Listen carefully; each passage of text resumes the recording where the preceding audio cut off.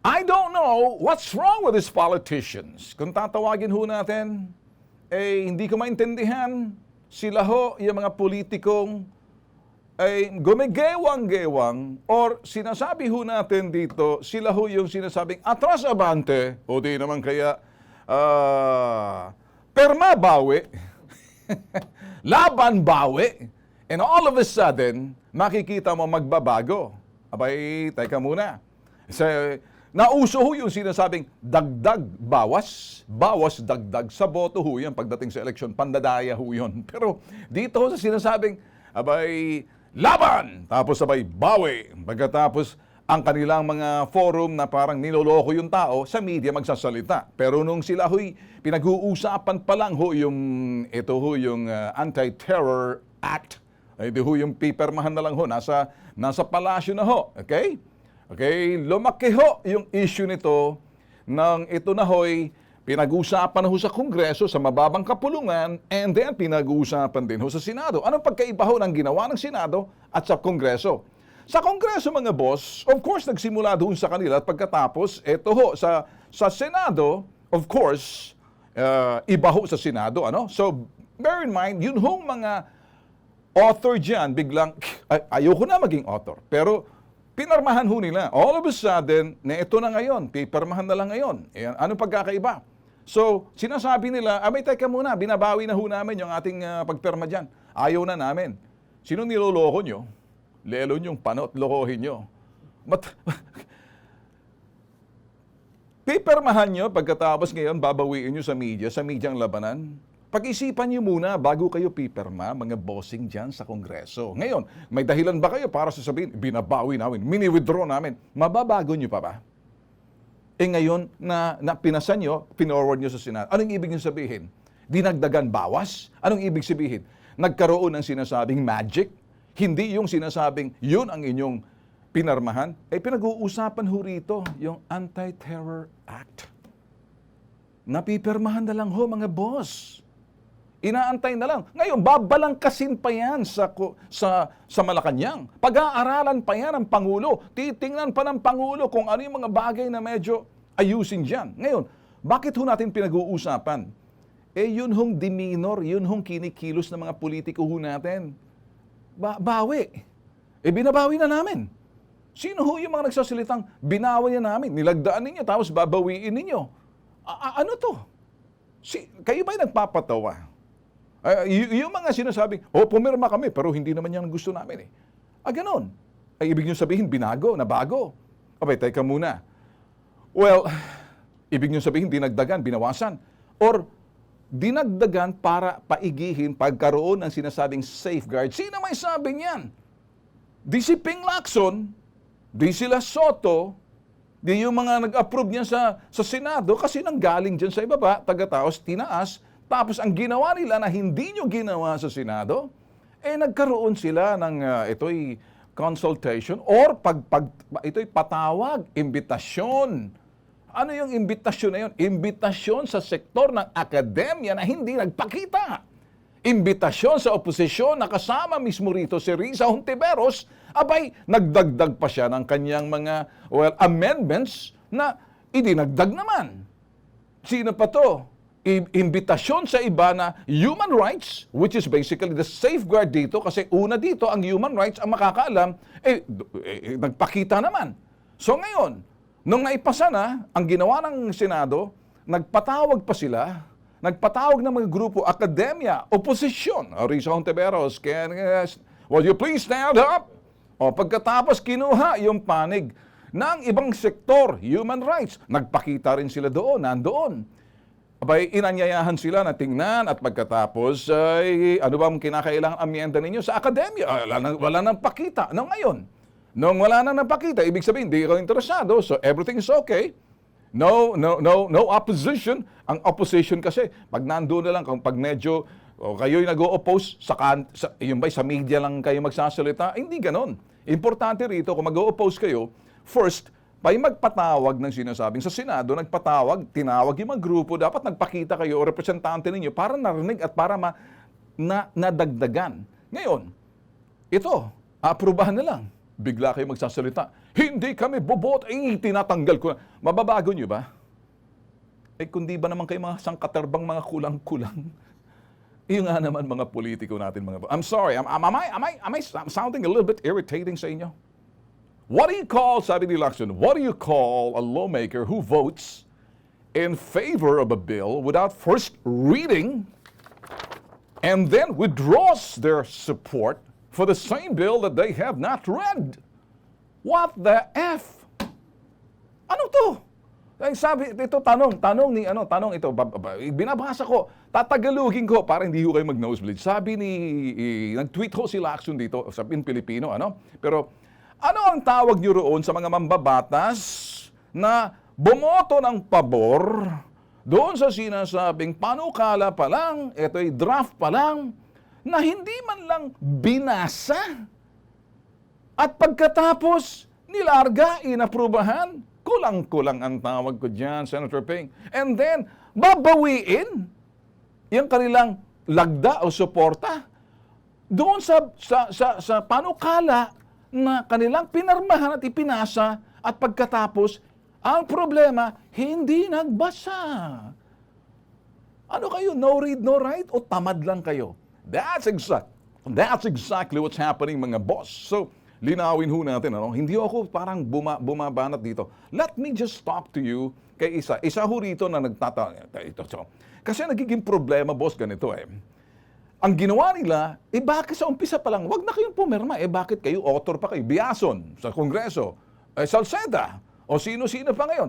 Okay, ngayon, nananawagan kayo sa media, sasabihin, binabawi ko na ang boto ko. Sa media, lol, laugh out loud. Sa Kongreso yan. Wag sa media. Ang media kukunin lang. Sino niloloko nyo? Yung taong bahay? Niloloko nyo yung lelong panot? Tell it to the Marines. Hindi sa media. Sa Kongreso pa lang. Pinasan nyo yan. Ang problema, nilagdaan nyo. And third and final reading, nilagdaan nyo. Tapos, hindi nyo binasa. Para sasabihin nyo, abay, hindi nyo binasa. Baka bandang huli, pipirma kayo ng pipirma, gagawa kayo ng batas, tapos hindi nyo binabasa. Kaya pala, ang mga batas natin, puro butas! Yun kasi kuminsan marami pala sa inyo sa Kongreso that you come up with a law, and the very same law, what happened? Basically, the very same law, nilabag ninyo.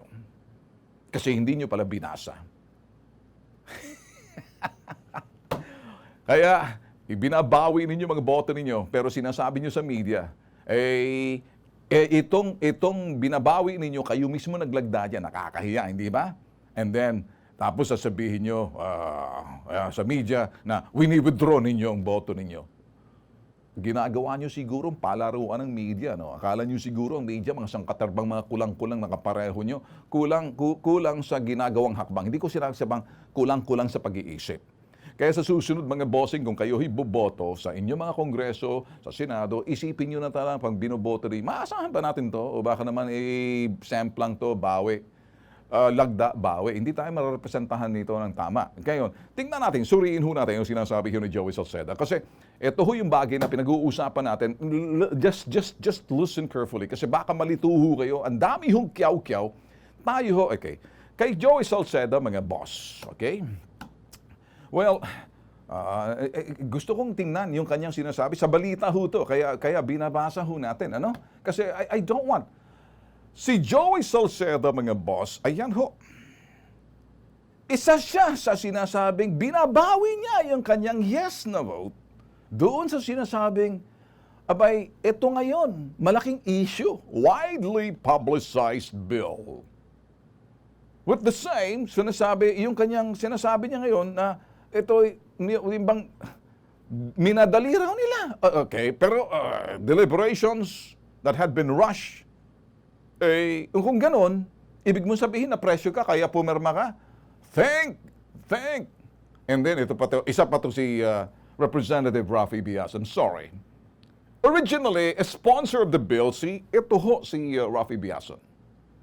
And then, ang sabi niya, inaasahan niya raw na yung sinasabing mababang kapulungan, i-allow daw na maglagay ng kanilang dagdag doon, amendments to the bill, na inadapt na sa Senado. Bago ninyo na-release yan, di ba? May maganda pa, yung inyong mga panukala will have to be shared sa upper chamber, which we call mataas na kapulungan o Senado. Ang ginawa naman ng Senado, kung kayo nagmamagaling, kasi kayo, distrito kayo binoboto, etong mga senador, sa buong bansa binoboto. Kaya, kapareho kay Ping Lacson, hindi ko dinidefend, hindi ko naman kilala si Ping. Kung minsan nababanatan ko sa programa ko ito, ay sasabihin ni Ping, bakit? Teka muna, inimbita namin yung human rights. Andyan si Risa Hontiveros, nagdagdag ng amendment. Inimbita namin akademya, inimbita namin iba't ibang sektor. May mga dumalo, may hindi. Ibig sabihin, may interesado na ngayon, naaprubahan na, tsaka kayo magkakyaw-kyaw, at tsaka kayo magkakagulo. Look at that. Ibig sabihin mga boss, pinapaliwanag lang ho natin. Kaya ngayon, nag-aantay na lang ho. Ngayon, it's not, sabi nga ho ni Secretary Roque, nandyan na sa palasyo.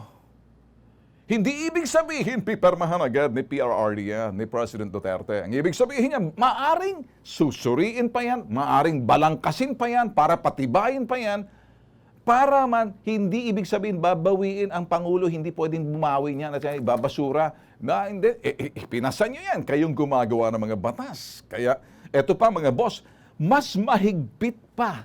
Kaya yung isang Miss Universe dyan, daldal ka ng daldal. Hindi ko na kita papangalanan because I'm gonna give you a little face. Beautiful ka. Taga-Australia ka, hindi ba? Sabi nga ni Lacson, mas mahigpit pa sa bansang Australia itong ginagawa natin kasi sabi niya ang Australia masyadong malakas ang demokrasya. Kaya nakikita nyo, sinasabi, "Oy, Miss Universe Gray." Hindi ba taga-Australia ka? Kontra ka ng kontra, ang batas daw ng Australia mas matindi sa batas natin. Mas matindi kaya anong kinakyaw-kyaw mo? Problema kasi ayusin mo na lang. Kunin mong corona mo, pakintabin mo lagi, tapos ilagay mo dyan kasi medyo hanggat nandyan yan, sige. Hanggat sa, pagtanda mo at lola ka na, pag malaki mo lang. Problema kasi, karamihan ho kasi nagsasalita na kung minsan, di mo maintindihan, trying to be good, trying to be somebody, when in fact you're nobody, but you're only good doon sa larangan mo. Beauty contest. Yeah. You may have the brains, but just put it somewhere where you belong. You do not speak or something until such time na naintindihan mo talaga. Kasi, yan, supalpal ka kay Lacson. Kasi lumalabas ho kasi itong basing it from what Senator Lacson, and then even you can Google this, gaano kahitindi. Sa Singapore, abay, 100 mahigpit na kung gusto kang ma-detain. Dito nga lang sa atin, mababa lang eh. Nakikita niyo ba yan? Itong pinakamahaba. Mahaba pa nga sa atin tayo. Okay. Halimbawa sa Indonesia, abay mababa, 21 days, tapos pwede bang mag-extend. Sa Singapore, 720 days. Pwedeng indefinite pa yan. Sa Malaysia, 59 days, pwedeng extend. Ang ini-adapt daw ho natin, pinakamababa, sabi na ho ng Senado, through Lacson, at pinakamababang period na ito ho'y sa Australia at Sri Lanka. So tayong pinakamabait kung titingnan kung ang kinatatakutan natin ay detention. Kay makukulong kung detention ang pinag-uusapan.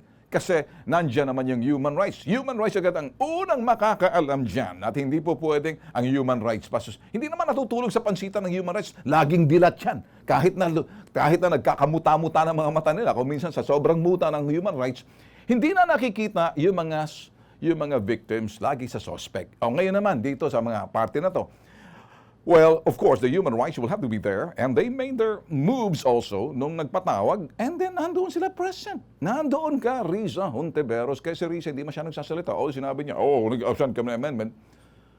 Ano yun? Nag-participate ka, mabuti sana, okay, sinabi mo, sige, ayoko, hindi kami pabor dyan. Tinawag ka, nag-participate ka, human rights, pumunta. Iba sa akademya, hindi pumunta. Yung ibang sektor, hindi pumunta. Alangan ba naman kung hindi kayo pupunta, titigil na, hindi nagugulong ang mundo. Mahalaga ho to. Although maraming sasabi, hoy, Tulfo, bienvenido, bentot. Hindi yan importante. Sabi ng isang kiyaw-kiyaw, Sus Maria Josep. Sabi ng isang ale. Kadami-dami dapat tingnan, dapat sa COVID. Nagmagaling si ale. Jesus Mariosep. Kilala niyo kung sino si Ale.